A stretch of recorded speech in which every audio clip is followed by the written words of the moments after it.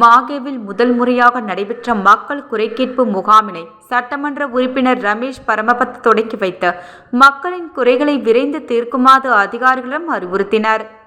புதுச்சேரி ஒன்றிய பிரதேச 4 மாவட்டங்களில் மாகே பகுதியும் ஒன்று.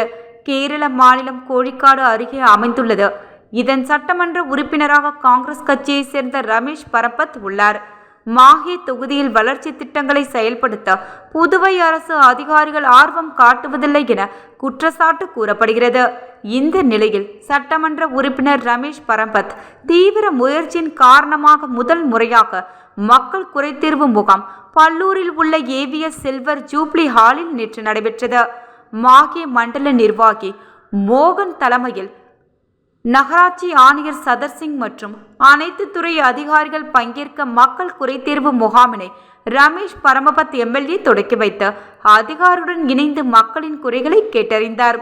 முதல் முறையாக நடந்த இந்த கூட்டத்தில் பொதுமக்கள் மற்றும் பள்ளி மாணவர்கள் ஆர்வமுடன் கலந்து கொண்டு மாகே பகுதியில் சாலைகளை சீரமைக்க வேண்டும், அரசு அலுவலகங்களில் ஏற்படும் தொழில்நுட்ப தாமதங்களை தவிர்க்க வேண்டும், முக்கிய இடங்களில் ஹாமாஸ் விளக்குகள் அமைக்க வேண்டும் உட்பட பல்வேறு குறைகளை மக்கள் தெரிவித்தனர்.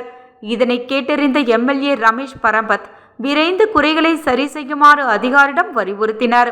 மேலும் மாகேவின் பிற பகுதிகளிலும் மக்கள் குறைதீர்வு முகாம் நடத்தப்படும் என உறுதி அளித்துள்ளார்.